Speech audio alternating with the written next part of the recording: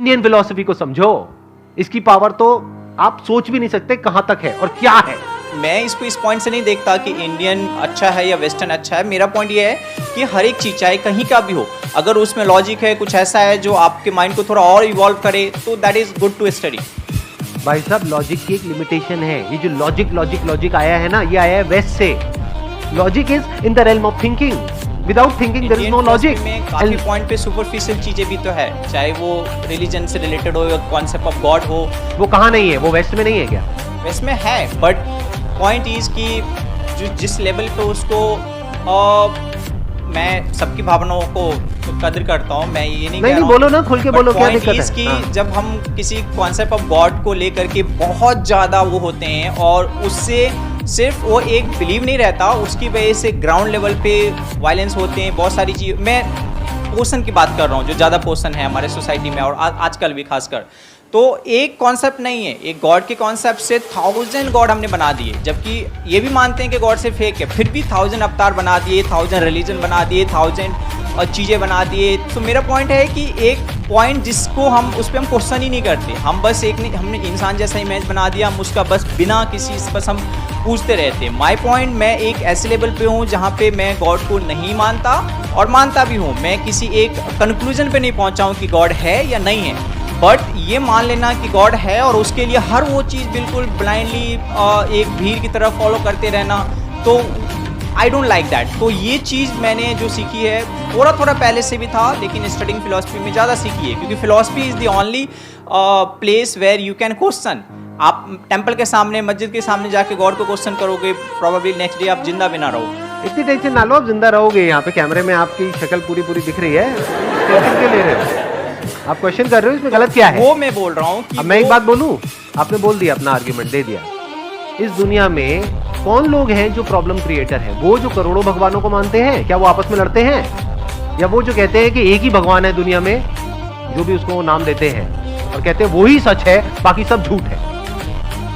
आराम से समझिए कि जो हिंदुइज्म है वहां पर करोड़ों भगवान क्यों है, उसका लॉजिक क्या है? पहाड़ की भी पूजा हो रही है, मिट्टी की जो मूर्तियां उसकी भी पूजा हो रही है, सूर्य की भी पूजा हो रही है, चांद की भी पूजा हो रही है। किसकी पूजा नहीं हो रही है? धरती, जल, अग्नि, वायु, आकाश, सबकी पूजा हो रही है। तो हिंदू धर्म जो है वो क्या कहता है? सब में भगवान है। इससे बढ़िया फिलॉसफी, इससे अच्छी फिलॉसफी हो ही नहीं सकती, इससे ओपन फिलॉसफी हो ही नहीं सकती। मतलब आप भी भगवान हो, आपसे भी जब मिलते हैं तो ऐसे करके मिलते हैं। मतलब क्या कि आपके अंदर का जो भगवान है उसको मैं प्रणाम करता हूं। आई एग्री सर, बट इसमें फिर ये पॉइंट भी है ना, मैं इस चीज़ से, इस फिलॉसफी के अगेंस्ट नहीं हूँ, मैं उस चीज़ से दुखी हूँ जो इनबैलेंसेज, इस थॉट्स, ये कॉन्सेप्ट ऑफ गॉड जो कि जनरली वैसे जैसे आप समझा रहे हैं वैसे लोग नहीं समझते ना, ज़्यादातर लोग समझाते हैं और वायलेंस क्रिएट होता है। और फिर एक मिनट आपने कहा वायलेंस क्रिएट होता है, वायलेंस की जड़ क्या है? इग्नोरेंस है, इग्नोरेंट होते हैं लोग। अब देखो इसमें कितनी बड़ी लॉजिकल फैलेसी है। अरे भाई साहब, ये जो आपके सारे फिलोसॉफिकल फंडे है ना, सारे हिला दूंगा अभी के अभी। आप कह रहे हो इग्नोरेंस जड़ है प्रॉब्लम की। इग्नोरेंस कभी भी जड़ नहीं होती किसी भी प्रॉब्लम की। Ignorance is not a problem. सबसे ज्यादा इग्नोरेंट कौन होता है इस दुनिया में? एक बच्चा जो अभी पैदा हुआ है, he is ignorant even of his own name. Is he a problem? तो ignorance is not a problem, wrong knowledge is a problem. Animals are ignorant, they are not a problem, right? You agree? Animals के लिए हम problem है, इंसान problem है। अगर animals से पूछोगे ना कि हाँ एक शैतान की शक्ल बनाओ, तो पक्का इंसान के जैसी हो। और हम एनिमल्स की पूजा करते हैं, क्यों? क्योंकि एनिमल्स एक्चुअल में इग्नोरेंट है, भोले हैं, इनोसेंट है, बट ये जो थॉट है वो कनिंग है। तो थॉट ने क्या क्रिएट कर दिया? अलग अलग कॉन्सेप्ट्स क्रिएट कर दिए। तो एक कॉन्सेप्ट है कि इस दुनिया में एक ही भगवान है, जो उसको मानता है वो हमारा अपना है, और जो उसको नहीं मानता है वो सब पराये हैं, वो सब गैर हैं। दोनों में से किसी भी कॉन्सेप्ट के साथ अपने आप को बांधना क्यों? अरे वो आप छोड़ो कि बांधना क्यों है, उसके पीछे भी एक रीजन है।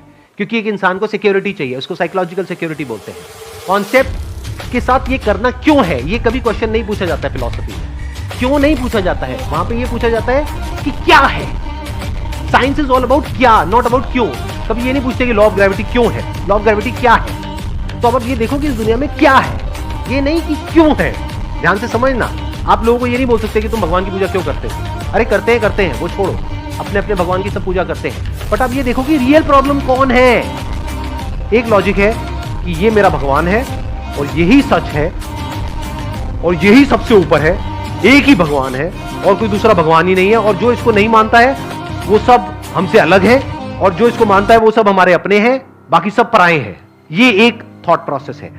एक और थॉट प्रोसेस है जो कहते हैं कि सब में भगवान है और भगवान में ही सब कुछ है। मुझे ये बता दो, ये वाली जो थॉट प्रोसेस है, इसकी वजह से लड़ाई हो कैसे सकती है? ये तो इंसान अपने आप को सिर्फ डिफेंड करेगा ना बाकियों से। कोई इंसान अगर इस पे अटैक करने के लिए आएगा तो वो अपने आप को डिफेंड करेगा, वो अटैक क्यों करेगा? तो इंडियन फिलॉसफी में अटैक कहां है? आई बात मेरी समझ में? Yes sir. इंडियन फिलॉसफी का जो ग्राउंड है, जो फाउंडेशन है, वहां पर अटैक पॉसिबल ही नहीं है। जो भी अभी तक हमने डिस्कस किया है उसको एक बार समझ कर लेते हैं। फिलॉसफी का एजुकेशन सिस्टम से डायरेक्ट कोई कनेक्शन नहीं है, क्योंकि वहां पे रियल फिलॉसफी है ही नहीं। रियल जो ओरिजिनल फिलॉसफी है, that is missing. Real philosophy को अगर आपको स्टडी करना है तो you need to be as curious as somebody जो खजाना ढूंढने निकला है, और तब जाकर के आपको रियल जो फिलॉसफी है वो कहीं पे नजर आएगी, और उसमें रियलिटी होगी, उसमें बेसिस होगा, सिर्फ लॉजिक नहीं होगा। लॉजिक की अपने आप में एक लिमिटेशन है। Logic is always from a stand point. आपका अपना लॉजिक है, मेरा अपना लॉजिक है। अरे लॉजिक के आगे बढ़ो ना। फॉर एग्जाम्पल मैं कहता हूं मैं अभी इस चेयर पे बैठा हूं, निकालो इसमें कोई logical fact. Can you question it? You can not question it. This is beyond logic. तो एक होता है सत्य यानी सत्य, एक होता है मिथ्या यानी झूठ। तो मिथ्या में क्या होता है? वहां पे लॉजिकल और ये वाली सारी बातें चलती हैं। जो सच होता है वहां पे किसी लॉजिक की जरूरत नहीं है, थॉट की जरूरत नहीं। मैं हूं, can you question it? You can not, because that is in your perception. तो लॉजिक से आगे बढ़ो। ये जो वेस्टर्न फिलॉसफी है उससे आगे बढ़ो। अब मैं ये नहीं कह रहा कि Indian philosophy versus western philosophy, but all I am saying is कि जो डेप्थ आपको इंडियन फिलॉसफी में मिलेगी वो वेस्टर्न में नहीं मिलेगी। वो सब सरफेस लेवल पे जाकर के अटक गए हैं। वहां आपको सारी थॉट की बातें मिलेंगी, माइंड की बातें मिलेंगी, राइट और रॉन्ग की बातें मिलेंगी, कॉन्सेप्ट्स की बातें मिलेंगी, आइडियोलॉजीज की बातें मिलेंगी, क्वेश्चनिंग की बातें मिलेंगी। उसके आगे आप बढ़ ही नहीं पाओगे। अरे क्वेश्चनिंग की भी तो लिमिटेशन देखो। क्वेश्चनिंग के लिए मेमोरी का होना जरूरी है। Questioning is part of thinking. Thinking के बियॉन्ड तो जाओ। Thinking which is not different from mind. Mind मतलब क्या होता है? ब्रेन के अंदर कुछ सेंसेशंस चल रही होती है, कुछ आप अपने आप को बोल रहे होते, दैट इज थिंकिंग। तो उसके आगे क्या है? उसके आगे लाइफ है। लाइफ की बात तो कोई है ही नहीं, लाइफ तक तो कोई गया ही नहीं है। अगर लाइफ को एक्चुअल में एक्सप्लोर करना है तो वेद को उठा लो। वेद में भी अगर और आगे जाना है तो वेदांत को पकड़ लो। वेदांत मतलब the end of Vedanta, the pinnacle of Vedanta, the pinnacle of knowledge. Veda का मतलब होता है नॉलेज। उसको स्टडी करो, तब आपको रियलिटी नजर आएगी, जहां पर जाकर के आपके सारे लॉजिक्स बिखर जाएंगे। That is the ending of thought, that is the pinnacle of philosophy. Mind के बियॉन्ड क्या है? How can you transcend mind? Is there a way? Is there something beyond mind? उसकी बात आपको वेदांत में मिलेगी। Not just at a theoretical level, not just as a philosophical concept, but as a living reality. As real as जितना कि मैं अभी आपके लिए रियल, इतना रियल। एक्सपीरियंशियली आप कुछ ऐसा देख पाओगे जो दुनिया की किसी फिलोसॉफिकल बुक में पॉसिबल ही नहीं। Wish you all the best. Please thank you so much sir, thank you so much.